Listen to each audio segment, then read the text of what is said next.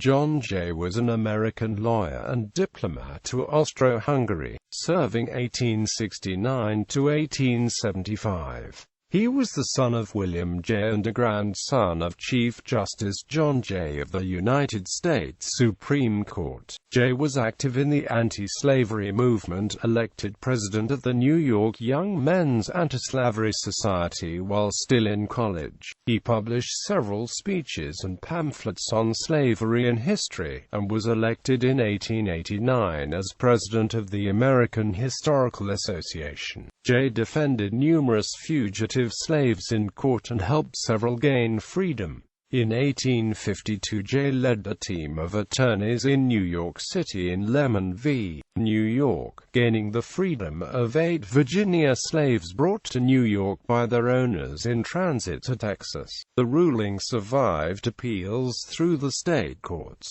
In 1854, Jay was among the founders of the Republican Party in the United States. In 1883, he was appointed as the Republican member of the New York Civil Service Commission, founded to reduce patronage and corruption in government, and later was selected as its president. Biography. John Jay was born in 1817 in New York City to William J., an attorney later appointed as judge in Westchester County, and his wife Augusta McVicker.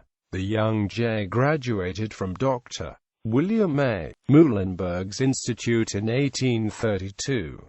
He completed his degree at Columbia College in 1836, and was admitted to the bar 3 years later after reading the law. He early became intensely interested in the anti-slavery movement, much like his father and namesake father. In 1834, while Jay was still attending college, he became president of the New York Young Men's Antislavery Society. Jay was also active in the Free Soil Party movement, presided at several of its conventions, and was once its candidate for Attorney General of New York. As an attorney in private practice in New York City, Jay represented a number of fugitive slaves in freedom suits, including George Kirk, 3 Brazilians, and Henry Long.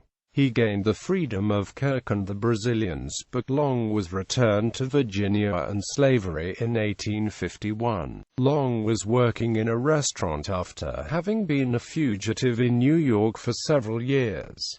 As his self-proclaimed owner John T. Smith from Richmond, Virginia sued for his return under the new Fugitive Slave Act of 1850. Horace Greeley and the American Anti-Slavery Society tried to gain Long's freedom after he was captured. This was one of several test cases of the new law. Fear of its implementation resulted in hundreds of fugitive slaves going to Canada from New York and Massachusetts, as they felt vulnerable to slave catches. Prominent fugitives and abolitionists Ellen and William Craft migrated from Boston to England to ensure the safety. Long's case was first given to a federal commissioner newly appointed under the law. He referred it to federal court. Despite the defense by Judge Judson found in favor of the owner, many in New York were outraged, and 200 police were called on to enforce Long's being taken to the ferry for passage to New Jersey, where he was taken by railroad to Virginia.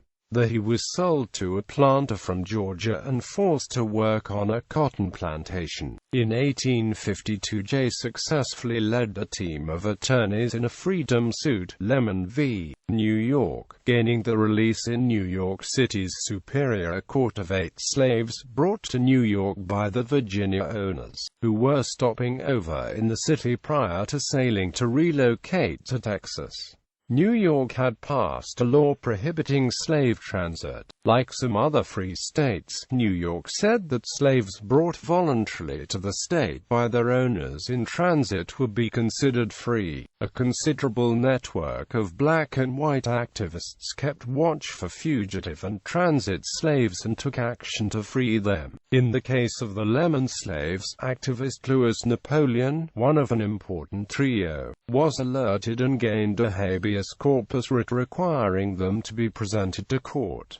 J. R. Erastus D. Culver and the young Chester A. Arthur defended them. The ruling was upheld through 2 levels of appeals in state courts. The second ruling, made in 1860. The case was never heard by the U.S. Supreme Court, because the Civil War broke out. In 1854, Jay organized the series of popular political meetings in the Broadway Tabernacle. The next year he was prominently identified with the founding of the Republican Party. President Ulysses S. Grant appointed Jay as the United States Minister to the Austro-Hungary Empire, where he served from 1869 to 1875. In 1877, Secretary of State Sherman appointed him chairman of the Special Commission to investigate Chester A. Arthur's administration of the New York Custom House. In 1883, Democratic Governor Grover Cleveland appointed Jay as the Republican member of the New York Civil Service Commission, of which he later became president.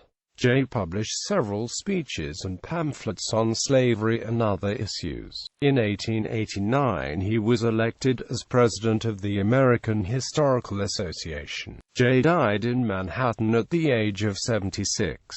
He was buried in John Jay Cemetery, established for his grandfather and owned by his family in Rye, New York. Works. Jay wrote a biographical article for Appleton's Encyclopedia of American Biography about his grandfather John Jay, Chief Justice. It included sections on his father and himself.